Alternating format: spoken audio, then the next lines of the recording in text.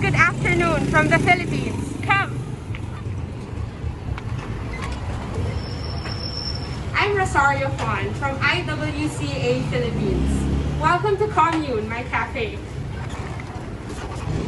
This is Commune. We opened in 2013 and we're a coffee shop in the Central Business District of Makati. Here at Commune, we specialize in serving Philippine coffee to showcase the coffees that our country has to offer. Since the pandemic started, we've had to change a lot of how we do things. One is we had to start our online store, and most of the business did come from the online store from March up until around September. In October, we reopened the store for dine-in customers, and we've had to put in a lot of new changes for what they call the new normal. So we now have acrylic all around our bar. We have protocols that have to be observed, and we also have contact tracing and sanitation practices. During the pandemic and in the last few days, because the Philippines was hit with two very strong typhoons, we've also lent our space for gathering donations and sending it out to the areas that need it.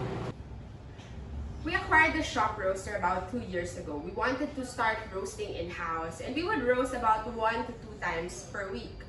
But since the pandemic started and most of our business really went online, selling bags of roasted coffee, we started roasting here in the shop every day. The Philippines was under one of the longest lockdowns in the world. We were locked down from middle of March to around August. And so a lot of the business really had to shift to delivery and takeout sales. And that meant changing even the job descriptions of our staff. One of our baristas became customer service on social media because he now had to answer about how do I brew at home, how do I purchase coffee beans, what kind of beans should I be buying. We've learned a lot from the pandemic. One of the lessons that we learned is that you have to be very flexible and agile. Conditions change every week, so we were just adapting to the situation as it comes along. Another lesson that we learned is that we really have to be creative and work fast but efficiently. We were able to launch our website's online shop a day right after lockdown was declared. In July, we also practiced our creativity by coming up with new blends. We actually came up with a collection of 3 blends. One is called Suspended Reality, which was on a limited run. We also have a blend called New Normal, and our best-selling blend, Work From Home. So in these blends, we created new coffee selections, which were part of our 2020 Coffee Therapy collection. And we used what coffees we had in stock, blended them in various ways so that we're able to create new products for our customers. And the response has been very good. We used to host a lot of events here at Commune. This is our second floor space, and it's connected to a balcony. And the space can actually hold up to 80 to 100 people, including the balcony. We would have performances, big workshops, private events. But since the pandemic, we've had limited use of the space. We lease it out now to private meetings of small groups. We've also begun doing our workshops again. Our workshops used to have maybe up to 30 people, but now we've limited to a physically distant workshop of about 3 to 5 people. We've also used this space and opened it up to the balcony for seating for our dine-in customers because it's al fresco and there's good airflow on the second floor space, and that we can seat them distance from each other. It's a safer option for our dining guests. Our goals have drastically changed during the pandemic. Pre-pandemic, our goal was to increase sales by increasing the number of cups of coffee sold, getting more people through the doors, getting more events for our second floor space. When the pandemic started, our goals had to change dramatically. And it was the same for everyone, for all of us, all over the world. The main goal now is survival. So our 2020 goals are really to keep the business afloat and to keep our employees employed.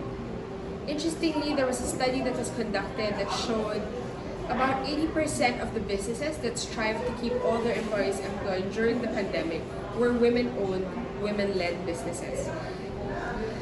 As a marketing professional and as a business owner, it was about letting our customers know that we were still open for business, that there were many new ways to reach us and find our products, that we actually had new products in the market that would be of use to them even during the pandemic.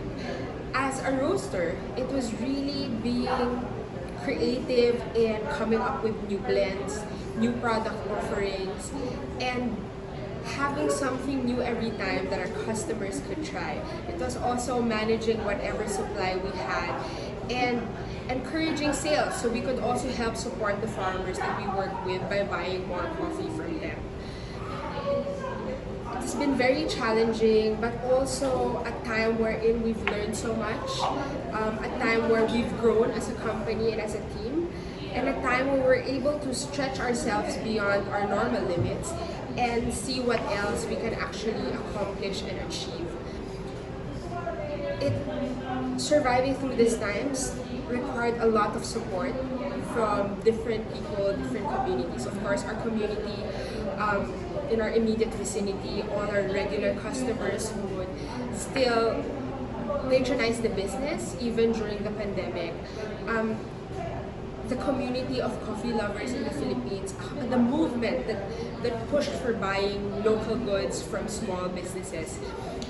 And most of all, it's really also the support and the understanding of the team, of being aligned with the same goal of survival and just really getting through this together, of being able to communicate to them what the new business goals are and what we're trying to achieve, and having their understanding and full cooperation. Everyone in the team has had to push themselves beyond their comfort zones to do things that they didn't really sign up for. A barista who's now a social media manager as well. Kitchen staff who also delivers. I mean, everyone has had to adapt and change, but we're all working towards the same goal. It has been incredibly challenging times, not just for the Philippine coffee community, but also for the international coffee community. But we do see hope in the horizon, and we hope that the coming year will be better for all of us. And now that we're more connected than ever in the virtual space, we can help each other out even more.